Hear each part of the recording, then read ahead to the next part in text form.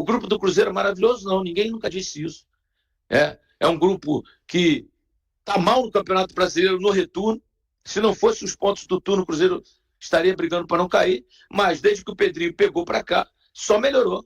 Né? Buscou jogadores. Se não deu certo um, não deu certo o outro, mas calma. Vai ter uma lista lá e eles vão mandar embora. E vão trazer outros.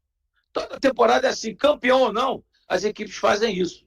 Né? Quem aprovou? Matheus Henrique e o Cássio. O Matheus Pereira, por exemplo, ele se esconde nos grandes jogos. Se esconde nos grandes jogos. Primeiro tempo ele não existiu, assim como todo time, né? Porque o Cruzeiro foi um horror nos 20 primeiros minutos. Mas o Matheus Pereira, no segundo tempo, ele melhorou. Ele deu mais sangue, ele queria ganhar, ele chorou no final, porque perdeu. Então o cara desse tem brio, tem vontade. E ele é o cerebral. Eu sempre disse aqui, ele até ficou chateado comigo lá, disse que eu fiz crítica pessoal a ele. Eu nunca fiz crítica pessoal a ele nem a ninguém. Minha crítica é sempre na bola. Se eu falei que ele está se achando Zidane, isso eu falei e continuo falando. Ele não é o Zidane, ele não é o Alex, nunca vai ser. Ele é o Matheus Pereira, um jogador cerebral, inteligente, mas que está mal desde o jogo contra o Botafogo. Assim como todo o time caiu. Então eu analiso sempre com critério, com qualidade, com elegância. Né? E dei espaço a ele. Se ele quisesse falar, vem aqui, me fala qual foi o ataque pessoal. Em nenhum momento da minha carreira eu ataquei ninguém pessoalmente. Então, é o direito do jogador ficar chateado com crítica. Ninguém gosta de crítica. Mas eu critico e elogio no mesmo tom. Eu falei com o Diniz, a minha crítica e o elogio a você vai ser no mesmo tom. E vou torcer para você dar certo. O cara é campeão da Libertadores, não é à toa. Campeão da Recopa, não é à toa. Fez um belo trabalho no Fluminense. Então, deixa ele escolher o grupo dele. Eu acho que o torcedor deveria dar uma chance. Agora, eu concordo quando vocês querem a demissão, é o direito de vocês. Eu já disse, eu tenho que trabalhar com a razão. Né? Analisando tudo que eu estou vendo. Você trazer um treinador, campeão da Libertadores, colocar ele 8 jogos e demitir, porque perdeu a Sul-Americana. Gente, qual de vocês esperava que o Cruzeiro chegasse a uma final de Sul-Americana esse ano? Qual de vocês não esperava que o Cruzeiro fosse brigar para não cair? Qual de vocês? Sabe? Então é isso, gente. Não tem condição, eu tenho que analisar friamente. Eu acho que o Diniz merece uma chance de terminar esses 4 jogos deixando o Cruzeiro na Libertadores e ano que vem fazendo, né, um trabalho de contratações. Especula o nome daqui, especula o nome dali. Eu não gosto de especular. Mas muita gente acha que o Gabigol está contratado. Que bom. Se o Gabigol estiver contratado, vai ser maravilhoso pelo Cruzeiro. Tem gente que fala em outros jogadores pelas beiradas. O Joe Arias, esqueçam, eu já disse. O presidente do Fluminense, Mário Bittencourt, não vende para nenhum clube do país. Se vender, o Pedrinho compra. Se vender, o Pedrinho compra. Mas ele não quer vender. Mas o Cruzeiro vai buscar zagueiros. O Cruzeiro vai buscar 8 volantes. O Cruzeiro vai buscar 3 ou 4 atacantes. Eu tenho certeza. Gente, eu conversei muito com o Pedrinho nessa viagem. O Pedro Lourenço é um cara apaixonado com o Cruzeiro, como vocês são. Ele é apaixonado. Ele falou, Jaci, eu sou máfia azul mesmo, eu gosto. Olha que bacana, cara. Sabe? Ele é um cara realmente, né, que trabalha pelo clube, que ama o clube. É um torcedor como vocês. O Matheus Henrique não sentiu. Entrou. Melhor jogador do Cruzeiro na temporada para mim. O Matheus Pereira, né, que fez um belíssimo primeiro turno. O jogo contra o Botafogo fenomenal. Mas ele caiu de produção também. Mas você vai dizer que ele é um mau jogador? Eu não acho. Achava ele o melhor camisa 10 do país até esse segundo turno. Né? Quando aí a coisa desandou. Mas desandou porque o time todo caiu. Não é só o Matheus Pereira. O time todo caiu. Então, eu repito, gente, eu tenho que analisar com coerência. Quem está no dia a dia, que vê os treinamentos, é o Diniz. Então, ele vai escalar. Você acha que ele vai escalar o pior para se dar mal? Ele escala sempre aquilo que ele tem de melhor. Os laterais não jogaram bem. Né? O Caio Jorge foi lá, fez o que tinha que fazer, fez o gol dele. O Verón não jogou bem. Então, quando vários jogadores de um time que não é ainda pronto, como o torcedor deseja, quando vários jogadores jogam mal, o resultado é a perda, não tem como. E eu disse, o Racing tem mais time, tem mais grupo, tem mais banco, tem mais técnico neste momento. Já vem formado há muito tempo, está em terceiro no Campeonato Argentino. Então, eu gosto de analisar com clareza, com coerência. Né? Tem gente que gosta de detonar o jogador. Não. Minha crítica e meu elogio é no mesmo tom. Eu não posso dizer que o Matheus Pereira é um péssimo jogador. Pelo contrário. Eu acho ele um cara cerebral, um cara que põe a bola onde quer, precisa se comprometer mais com o grupo e com o time. Tá certo? Essa é a crítica. Mas o principal problema não está no ataque do Fernando Diniz. O principal problema está no meio defensivo para trás. no modelo que o Diniz se defende e no modelo que o Diniz gosta de se defender. Por que eu digo isso? E por que eu acho que esse problema é muito superior ao problema que falo do ataque? Primeiro, na escolha de jogadores. O Diniz privilegia no seu setor defensivo jogadores que têm por característica a construção de jogo. Isso, teoricamente, é muito bom. Porque o teu time tem a posse de bola, porque o teu time tem uma capacidade muito grande de gerar jogo. No Brasil, nem sempre você tem esses jogadores à disposição. O nível de futebol ele é diferente do nível praticado lá fora. Todo mundo sabe disso, não tem nenhuma novidade. Só que em algum momento, você precisa sim, no futebol brasileiro, ter jogadores que vão te entregar a parte defensiva muito relevante. Eu fiz um levantamento, eu fui olhar a carreira do Fernando Diniz. O Diniz começou a treinar em 2009, no Votorati, aqui em São Paulo. E de 2009 até 2024, atenção no que eu vou falar, em 2009 a 2024, nós estamos falando aí de 15 anos de carreira. Fernando Diniz nunca terminou uma temporada, sem que o time dele tivesse média de gols sofridos de pelo menos um gol por jogo. Ou seja, sempre, de 2009 até 2024, Fernando Diniz sempre teve média de um gol tomado por jogo. Sempre, em todas as temporadas. Ah, mas isso acontece, isso é normal num time que está na situação como o Cruzeiro, do Fluminense. Sim, mas o Diniz não é um treinador para esse tipo de posição na tabela. O Diniz é um treinador para topo de tabela. E qual é o problema disso? Qual que é a questão principal disso? O teu time, para ganhar um jogo de futebol, ele é obrigado todos os dias, porque a média é de 1, então tem jogo que você toma mais do que 1, alguns jogos que você toma menos que 1, mas a média é 1. Mas em média o teu time sai para campo todos os dias precisando fazer 2 gols para marcar, para ganhar o jogo. Na teoria, num futebol de antigamente, os antigos vão dizer isso, tá tranquilo, pô. Você toma 2, faz 3, você ganha o jogo. Só que isso é ótimo quando seu time tá bem. No Fluminense do ano passado, foram 81 gols sofridos em 78 jogos, média de mais de um gol por jogo. Só que o time fez 123. Só que quando o teu time tá mal, e no caso do Cruzeiro, o Cruzeiro tava péssimo. Quer dizer, tava mal, né? Com o Fernando Seabra, mas o momento era péssimo. Específico, né? O recorte era péssimo. O Diniz piora essa situação. Porque a média de gols sofridos ela é muito alta.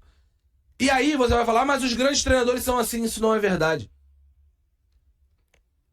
Grandes treinadores da história do futebol, que vivem em grandes times, claro, ofensivos, se preocupam também com a parte defensiva. Todos eles. Pega aí várias entrevistas do Guardiola. Pega o livro do Guardiola, vai ler o livro do Guardiola. O Guardiola fala mais vezes, quer dizer, eu diria que 80% das vezes, o Guardiola fala sobre se defender, não sobre atacar. No livro lá, o Confidencial, ele fala 80% das vezes como se defender, fala um pouco sobre como atacar, mas ele também fala muito sobre liberdade de como o time ataca. O Klopp é a mesma coisa, já li o livro do Klopp, ele fala muito sobre defender também. Tô falando de treinadores extremamente ofensivos.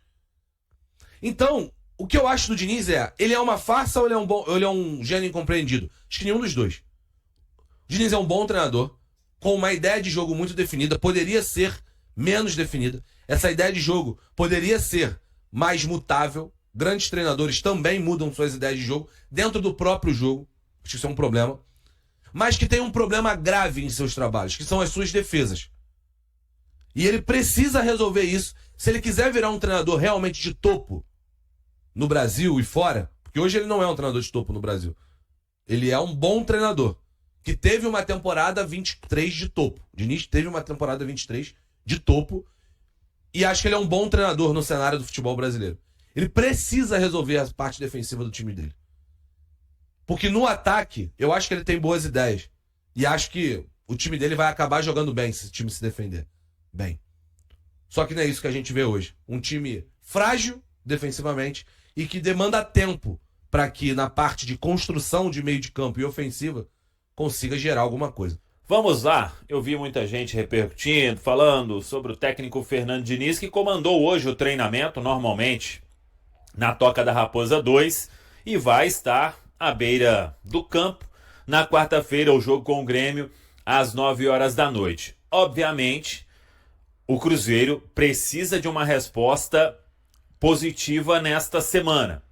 Jogo com o Grêmio, aí no domingo já é a outra semana, mas a gente considera a mesma semana, o duelo com o Red Bull Bragantino, porque senão a pressão vai ficar ainda maior. Todo mundo sabe que o Fernando Diniz veio para um contrato até o final de 2025, mas todo técnico também, o próprio Diniz sabe disso, que vive de resultado. E o resultado que interessa para o Cruzeiro agora é o Cruzeiro se garantir entre os times que se classificam para a final a lista final dos classificados para Copa Libertadores da América. Então, se vai ser G7, se vai ser G8, aí temos que ver. Hoje o Cruzeiro está garantido no G7 e só depende dele para buscar esta vaga. Então, isso vai ser determinante para uma avaliação mais criteriosa da comissão técnica de Fernando Diniz neste momento, mas repito, comandou o treino hoje, comanda nesta terça, estará à beira do gramado ali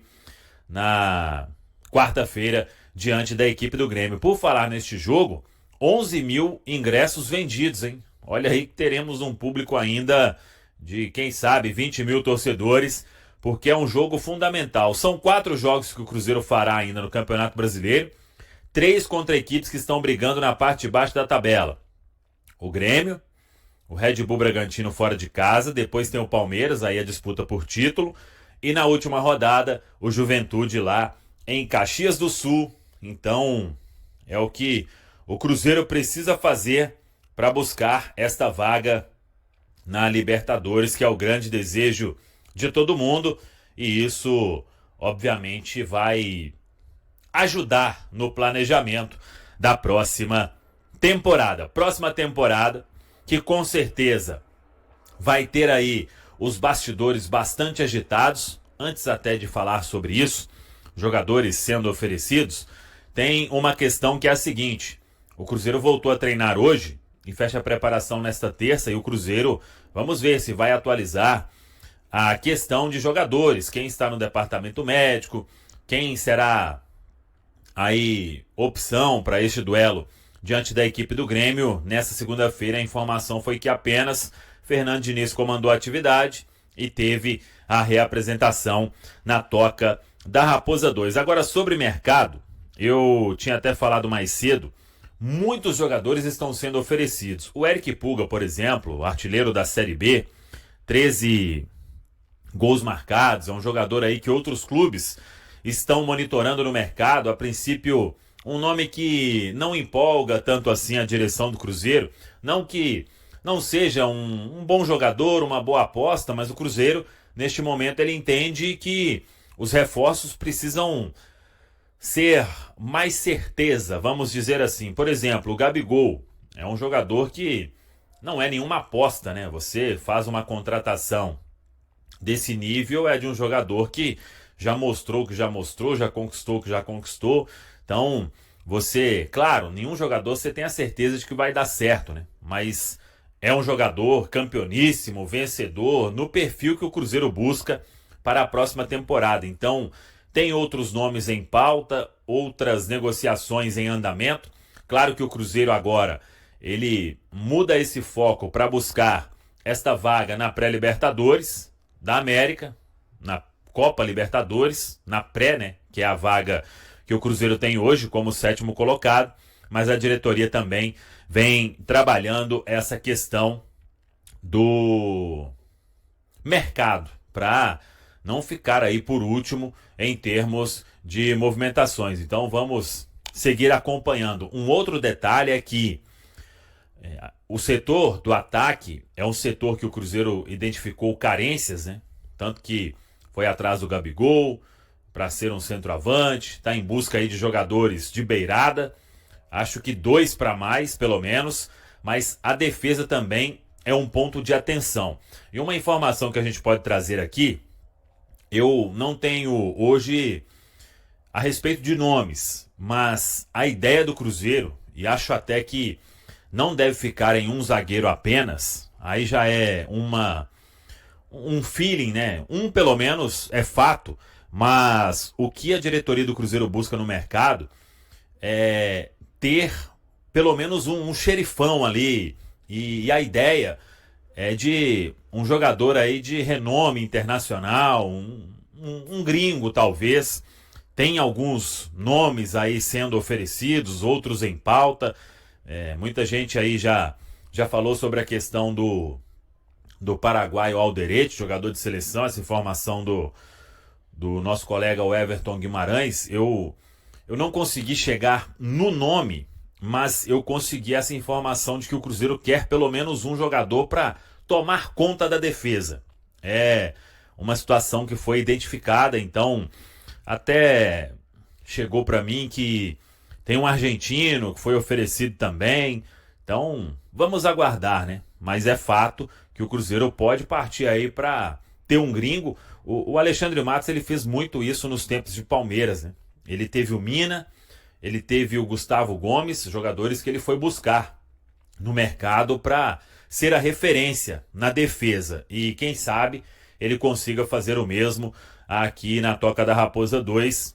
É uma das necessidades identificadas, repito, pelo departamento de futebol. O certo é que muita coisa ainda vai acontecer e a gente vai buscando ali, sempre com aquela responsabilidade, sem iludir o torcedor, porque aí a gente se ilude junto, né? Então vamos com calma, torcedor, mas é fato que o Cruzeiro pretende ter um time bem forte na próxima temporada. Indo para a Libertadores, aí é 100% certeza que o Cruzeiro vai investir muito forte. Não que não indo, não vai investir, mas é fato que se você tiver uma Libertadores, aumento de sócio, estádio cheio, aumento de cota, a Libertadores paga muito mais do que a Copa Sul-Americana, isso aí te ajuda ainda mais no mercado.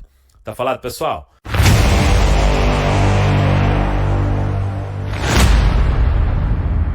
Em entrevista recente, Fernando Seabra revelou os bastidores de sua saída do Cruzeiro. O treinador afirmou ter sido pego de surpresa pela demissão, ocorrida após um empate no Brasileirão, mesmo com a classificação para as semifinais da Sul-Americana. Seabra atribuiu a decisão da diretoria às oscilações do time no campeonato nacional, mas defendeu seu trabalho, destacando a falta de consistência de outras equipes que disputavam competições continentais. O ex-técnico celeste também comentou sobre a chegada de Fernando Diniz e as dificuldades de adaptação de Wallace, reforço milionário do clube. E aí, galera? O que acharam? Deixe nos comentários. Não se esqueçam de deixar o like e de se inscreverem no canal e ativar o sininho para receber as notificações. Até mais, Nação Celeste! Vamos pra frente!